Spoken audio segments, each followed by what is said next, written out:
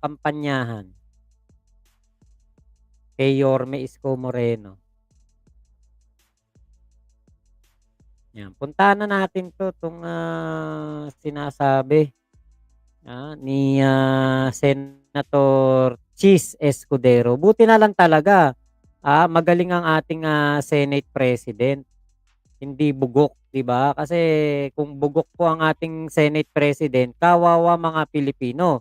Bakit? Kasi gagamitin na naman po ang, gagamitin na naman po, balak na namang lokohin, tarantaduhin ng mga senador ni Digong, itong ating, Senado at sino na naman ang gagastos, 'di ba? Tayo na namang mga Pilipino ang gagastos niyan. Ito po ang, pahayag ng ating, magaling na senador patungkol po dito sa isinusulong ni Bato de la Rosa, ni Bongo, at sila daw po ay maggagawa o magdadaos ng, pagdinig sa Senado patungkol po sa EJK War on Drugs. Katarantaduhan 'yun, 'di ba? Pakinggan natin itong si Senator Chis Escudero. Well, haharapin namin yan sa susunod ng mga araw. Kukonsultahin ko ang ibang mga miyembro. Pero nakausap ko na si Senator Bato kaugnay niyan. At ang sinabi ko sa kanya, anumang investigasyon na nais niya patungkol sa kanya mismo. At kay Senator Go, mas maganda siguro kung hindi sila mismo ang manguna ng komiteng yun. Para walang aligasyon na ito'y personal at hindi impartial at hindi fair. Yun ang haharapin namin siguro sa mga susunod na araw. Committee of the Whole, option yon. Pero ang tinitingnan ko rin ay iba pang komite na pwedeng mag-handle nito maliban sa komite ni Senator Bato. Siyempre, may karapatan siya at bahagi siya doon sa pagtalakay at discuss ng bagay na yan. Paano tinanggap? Okay naman sa kanya. No? Nagkapalitan kami ng text kagabi. Pero isa sa formal ko ito sa mga susunod pang araw. Magkikita kami itong weekend pagbalik ko matapos ng kinailangan ko lamang gawin dito sa Sorsogon. 'Di ba? Wala. Hindi pumayag si Senator Chis Escudero, na si Bato de la Rosa ang hahawak o mangunguna ng gaganaping drug war probe. Sabi ni Pogi, tapos ang karir ni SP Escudero kapag nangyari yan, lalo na papasok na si Tito Sen na magkabalik dyan at upang ma-establish ng Senado ang integridad nila and Senator Lacson to guarding budget properly. Tama yun, no? At Kuya Marvin, natunugan ni Chis Escudero na magiging gaguhan lang ang gagawing hearing ni Bato. Buti nga, Bato. Halatang-halata naman talaga yun, di ba? Parang alam mo yung maglolokohan sila doon, tapos papalakpakan sila ng mga bobong DDS. Ganun po mangyayari doon. Mag-uutuan sila, magtatarantaduhan sila doon. Tapos, yung mga DDS papalakpak. Ang tingin dito kila Bato, kila Bongo, mga magagaling. Pero ito, mga kumag na kumag to. Hindi to, sa totoo lang, wala akong kaamor-amor na rito sa mga tao na ito. Yun nga kay Robin Padilla, hindi ko tinapik. Alam nyo kung bakit? Nakakabuisit. Nakakabuisit kasi mukhang tanga si Robin. Diba? Nung sinabi niya na pinakita pa niya, binidyo pa niya na meron daw may gustong gumurgur sa kanya. Taduan yun. Gusto lang noon, utos yun ni Digong para ma-divert ang issue sa kanya. Pero buti na lang talaga walang ganong sumakay, hindi ganong nag-trending. Halatang-halata naman yun, Sus Mariosep naman. Kabugukan yun, yung ni Robin Padilla. Pati ang opinyon ng Senado sa nilulutong pagdinig sa drug war ni Senator Ronald De La Rosa. Pabor dyan si Senate President Chis Escudero, pero meron siyang kondisyon. Nasa frontline na balitang yan si Mean Los Baños. Kinausap ni Senate President Chis Escudero si Senator Ronald Bato de la Rosa tungkol sa balak ni De La Rosa na pangunahan ang investigasyon ng Senado kaugnay sa Duterte drug war. Nakatakdaring maghain ng resolusyon tungkol dyan si Senator Bongo. Sabi ni Escudero kay De La Rosa, mas maganda siguro kung hindi sila mismo ang manguna ng komiteng yun para walang aligasyon na ito'y personal at hindi impartial at hindi fair. Dagdag pa ng Senate President, isa sa pinagpipili ang gawin ay ang mungkahi ni Senator Risa Hontiveros na imbes na sa komite ni De La Rosa, dapat daw ay Senate Committee of the Whole ang humawak ng mga pagdinig. Kapag ganyan daw kasi, sabi ni Hontiveros, mas maeenggan yung magsalita ang mga biktima ng gera kontra droga. Pare-parehong nadidiin sina dating Pangulong Rodrigo Duterte, De La Rosa at Go sa mga extrajudicial killings sa drug war. Yan ang lumalabas ngayon sa pagdinig ng House Quad Committee. Naniniwala naman ang kilalang kaalyado ng mga Duterte na si Senator Amy Marcos na sapat ang mga napiga ng mga kongresista at dapat ay sa korte na lang ito pag-usapan. Karoon ng Senate investigation, kinakabahan ako na masabihan na self-serving. Tapos maghuhumpugan lang kami ng ulo ng Congress. Sa mga susunod na araw, malalaman kung ano ang pinal na desisyon ng Senado sa planong mag-imbestiga ng drug war. Nagbabalita mula sa Frontline, Mean Los Baños, News 5. Buti na lang talaga, 'di ba? Kita nyo. Committee of the Whole ang hearing o kumbaga didinig sa kaso nitong si Digong sa war on drugs. Kasi nga po, isang napakalaking katarantaduhan naman talaga 'yun, yung gagawin nitong mga tukmol na 'to. Tukmol talaga datingan. Ewan ko kung bakit dati nangingimi pa ako na magsalita laban dito sa mga 'to. Ngayon talaga tukmol na tingin ko dito sa mga taong 'to. Ewan ko kung bakit.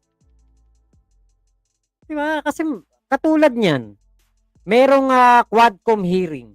Puro interparliamentary courtesy ang sinasabi ni Bato de la Rosa. Tapos sabay maghihiring ka. Saan ka kumukuha ng kapal ng muka?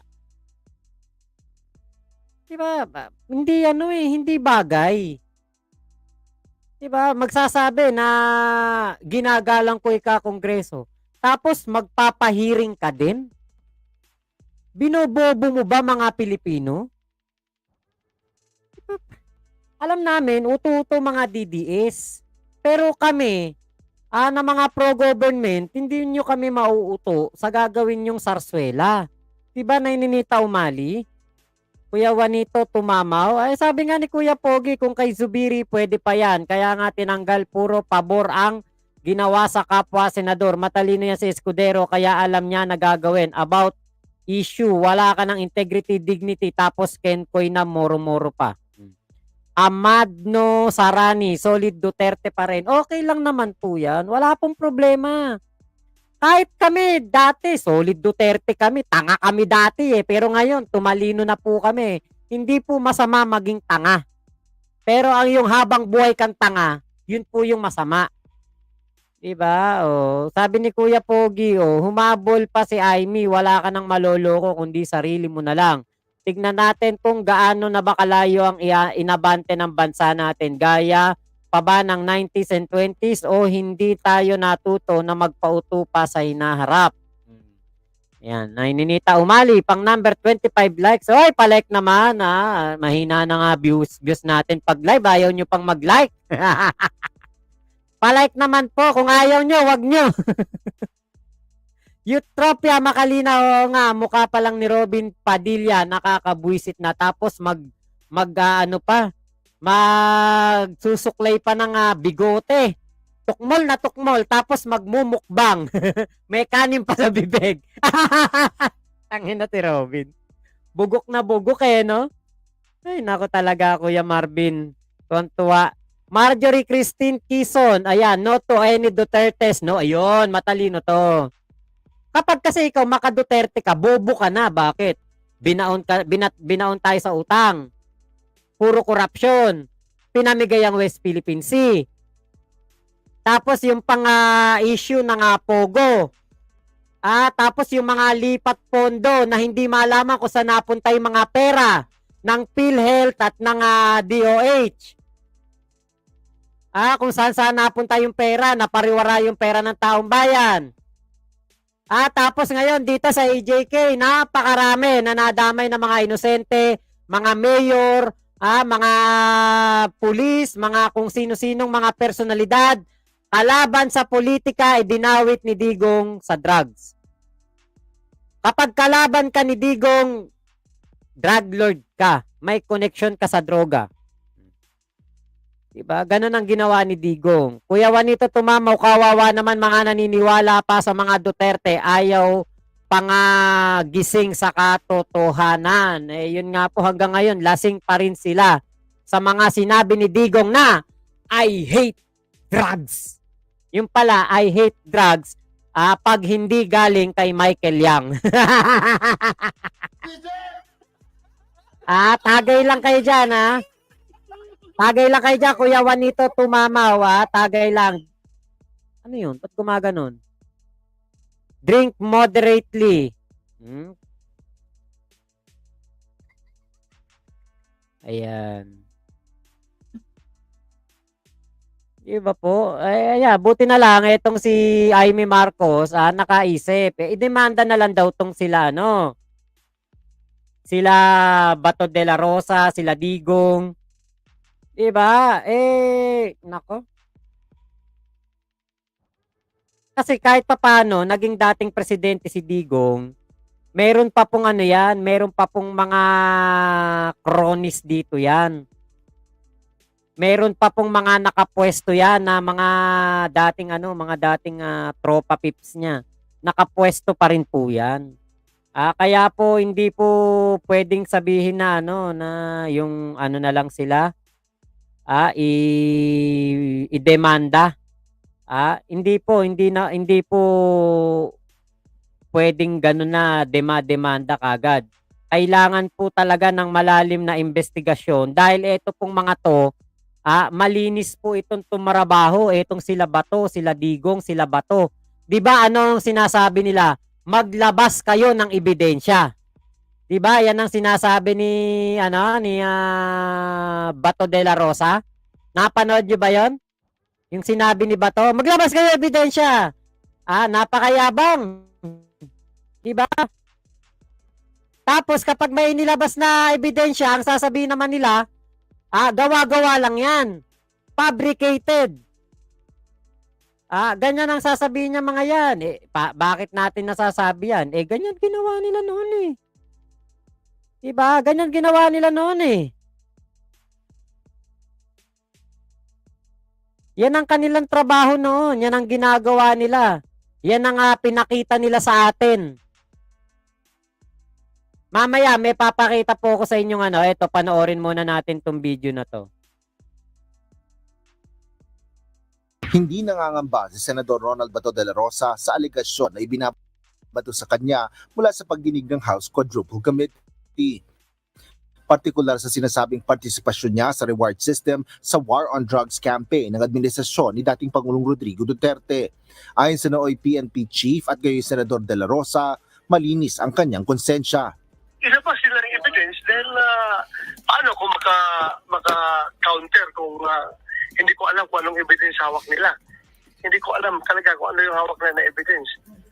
Kasi kung ako tanongin ninyo, I don't think meron silang evidence against me. Dagdag pa ng senador, wala rin problema sa kanya kung makuha ng International Criminal Court ang Quadcom hearing report. Yun naman talaga yung kanilang purpose niyan. Bakit sila ginagawa yan? So, yun that's a convenient excuse na hindi mapipigilan, That's a convenient excuse. Bahala na sila. Anyway, sila man yan. Trabaho man nila yan. Then, hayaan mo sila kung anong gusto lang gawin sa trabaho nila.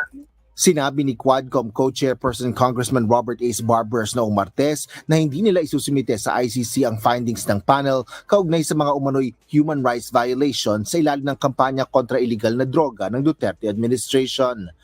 Asher Cadapan Jr. Diba? Kita nyo, sabi ni Bato. Ilabas niya ebidensya nyo, sabi sa Quadcom. Diba? Ilabas niya ebidensya nyo. Alam nyo po kung bakit? Syempre, alam nyo, yung mga yan, matataas ang katungkulan yan. Ang ituturo lang niyang mga yan, yung pong ibang tao. Ibang tao lang po ituturo niyan. Katulad na lang ng sinabi niya na to, sabi ni Bato de la Rosa. Oh, ibang klase na ano, ang pinapaniwalaan nila drug lord na. Yan po ang sabi ni Bato de la Rosa.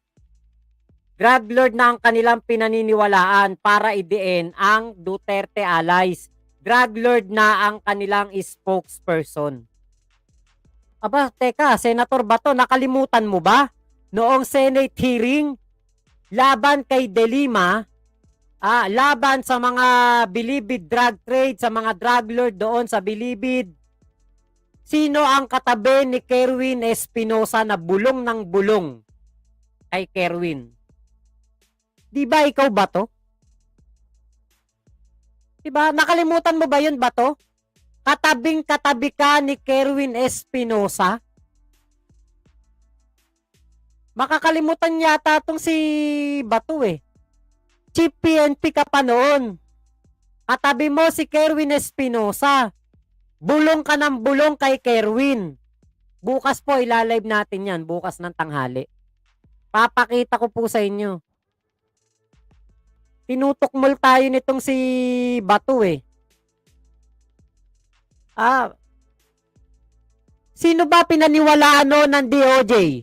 Bakit nakulong etong si Laila de Lima? Bakit nakulong?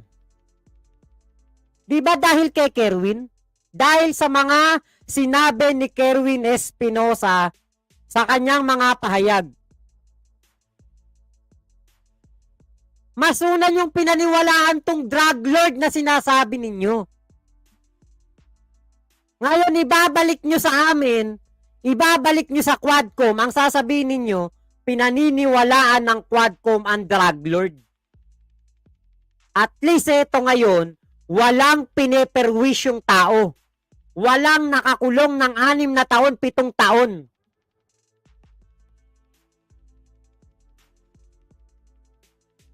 Pero masasabihin mo, drug lord ng kanilang pinaniniwalaan? Bakit ba nakakulong si De Lima? Di ba dahil kay Kerwin Espinosa din? Sa mga pahayag lang ni Kerwin Espinosa na walang ebidensya.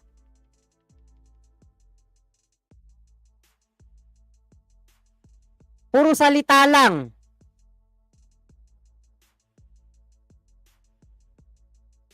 Diba at least ngayon kay Rina Garma may ebidensya. Kay Joby Espinido may ebidensya. Si Kerwin Espinosa may ebidensya din. Maraming magpapatunay ng EJK, ng reward system. Diba parang alam mo yung nakakatukmol?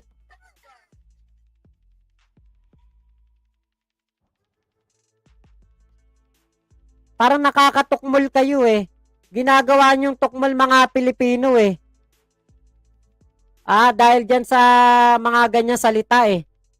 Nakakalimutan mo ba Bato? Ikaw ang katabi ni katabi ni Kerwin Espinosa sa Senate hearing? Diba kung sino-sino na tinuro ni Kerwin Espinosa? Si Loot, General Loot. Tapos yung mga Peter Lim, Peter Ko. Yan ang ginawa ninyo noon. Tapos ngayon sasabihin mo wala.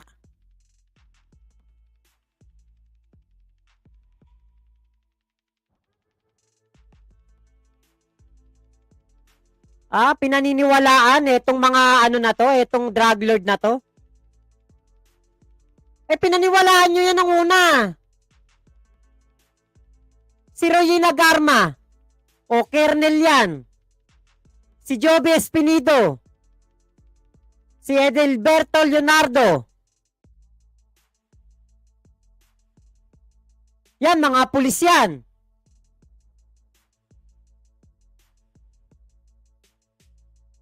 Hindi yan hindi yan na drug lord, mga pulis yan. O nagtetestimonya laban sa inyo. Diba? Grabe kayo. Grabe ang inyong mga pinagsasabi. Grabe ang inyong panlilin lang sa taong bayan. Ikaw nga, pinaniwalaan mo yan dati. Grabe ang ano mo dyan. Ngayon, sasabihin mo, hindi reliable. Ito, sabi ni ano, ni Bato.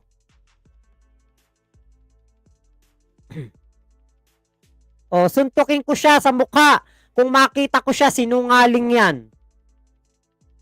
Yan ang sabi ni Bato. Diba? Imagine niyo po yun, ha? Sinabi ni Bato yan, susuntukin daw niya.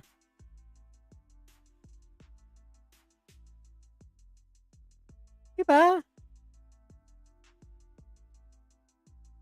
Asan ba yung may sinabi pa yan eh? Hindi daw reliable na resource person si Kerwin Espinosa. Hindi daw po reliable na resource person. Bakit ginawa mong resource person noon? Sa Senado laban kay De Lima. Hindi pala reliable resource person 'yan. Bakit nyo kinuhang witness laban kay De Lima? Ngayon, kinokontra nila si Kerwin. Bakit? Kasi kinokontra na yung mga sinabi niya. Mga sinabi ni Bato. Kinokontra na eh. Kaya yun na po sinasabi, hindi na daw reliable si Kerwin Espinosa. Pero noong nasa katabi mo sa Senado, botong-boto ka kay Kerwin Espinosa. Di ba pinalagay mo pa nga yan sa Witness Protection Program?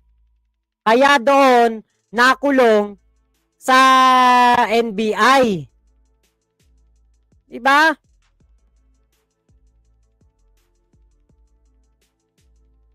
Nandoon sa NBI. Doon nakakulong sa NBI yan. Hindi pwedeng mawala si Kerwin dahil witness nyo siya. Siya ang inyong key personality laban kay De Lima. Tapos ngayon, tinta na kayo, sinabi na kung ano yung mga pananakot ninyo para ituro si De Lima. Sasabihin mo ngayon, na hindi siya reliable source. Ito, panoorin natin to.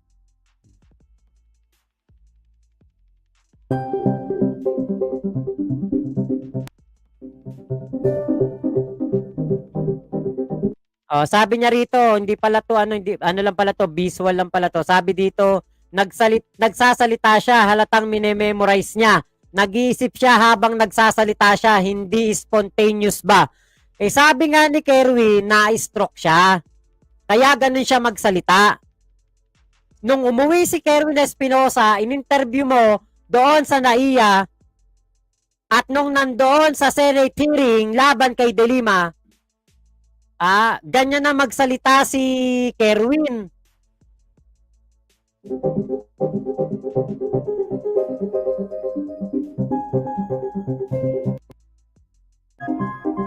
Sabi pa dito, kung talagang sa'yo yun, ikaw yun, personal experience mo yan. Totoong nangyari yan, spontaneous ka magsalita. Siya, nag-iisip at halatang minimemorize yung sinasabi. Nagsalita na nga si Kerwin. Na-stroke siya, kaya ganun yung salita niya. Sa Bisaya siya, kaya ganun po yung salita niya. Sabi pa dito, if you go by the records, tignan nyo kung ano yung mga nangyari before. Makikita mo kung anong totoong nangyari. Puro kasinungalingan yung pinagsasasabi niya. Yan po ang sinabi ni Bato de la Rosa laban kay Kerwin. Eto si Bato, malapit na rin tong makakasuhan ni malapit na rin po itong makakasuhan ni Laila de Lima. Tapos eto pa. Sabi ni Bato. Ang masasabi ko lang kay Kerwin Espinosa, sinungaling siya. Bakit siya maggawa-gawa ng istorya samantalang noon ang bait-bait niya nung nasa kustodiya namin. Kaya nga mabait kasi nasa kustodiya ninyo. Under duress siya. Tinatakot ninyo na isusunod siya sa kanyang ama kapag hindi sumunod sa plano. Ang sabi pa dito, no, he is not a credible witness. Eh bakit? Nung panahon ni Laila de Lima at pinakulong niyo si de Lima, credible na credible ang mga pahayag ni Kerwin Espinosa laban kay Laila de Lima. Ito naman po yung sinabi ni Bato de la Rosa nung umuwi si Kerwin Espinosa doon po sa galing Dubai. Sabi pa niya dito, sasabihin niya lahat kung sino yung supplier niya, sino yung distributor niya, upline, downline, protectors, lahat-lahat ng nakinabang sasabihin niya. That's how important he is. At pag-uwi nga ni Kerwin Espinosa kung sino-sino na po ang idinamay. Pati si Richard Gomez, muntik nang madamay sa tukhang. Ganyan po kawalang hiya etong si Bato de la Rosa. Ngayon, dinidiscredit niya etong si Kerwin Espinosa. Samantalang noon, paniwalang-paniwala sila na humantong pa sa pagkakakulong ni dating Senadora Laila de Lima. Nanay Emilda Talaugo, hello po. Diba paniwalang-paniwala kayo noon kay Kerwin? Na Emilda Talaugo, Nate Flor Benavides, Rene Silmaro. Juanito Tumamaw, sa dami ng ebidensya, hindi na makakalusot mga kupal na yan. Kaya nga po, ngarag na sila. Edith Mogol, Korek Kamakmak, Brendo Bagbagen. Yan ang karma gawain nila. Bumabalik din sa kanila. Moises Arenas, good evening. Boss Mac, watching from Pangasinan. More power to your channel. Kuya Pogi, makikita natin yan after election at natalo yan. Maniwala kayo, sunod-sunod na nasa kulungan yan. Bentahin nila na nasa pwesto. Kaya timing lang ang mangyayari. Next year, kasama amo nila si Duterte, justice to victim. Tuwan-tuwa si Ate Tamura.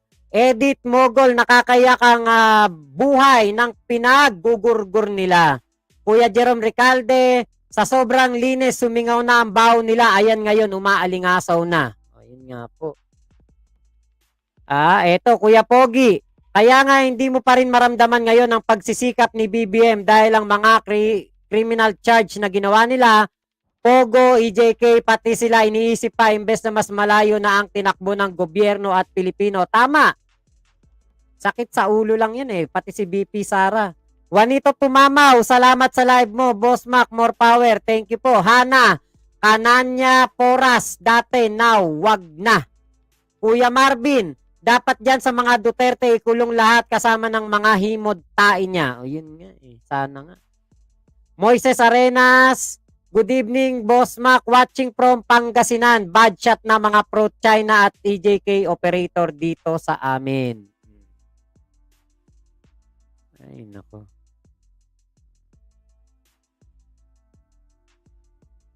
Kawawa naman mga naniwala pa sa mga Duterte, ayaw panggising sa katotohanan.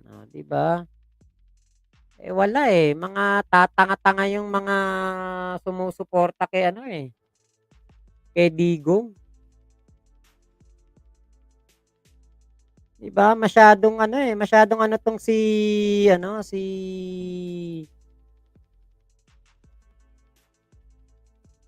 Digong saka si Bato. Tatlong tao pinaikot ang Pilipinas ng ganun lang. Numeriano, Sundoy. Saan ka ba naman nakakita no? Numeriano. Teka, palit lang po ako ng browser. Lipat lang ako kasi para okay, kasi nawala yung audio dito sa aking ipe-play na video.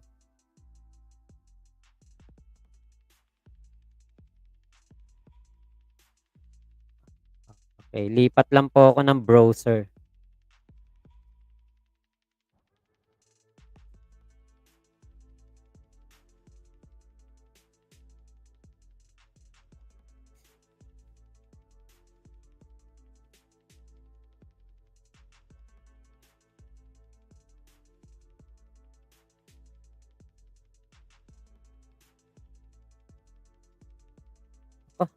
Nag-lag pa.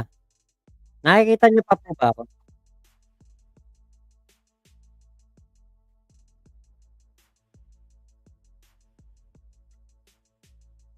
Okey.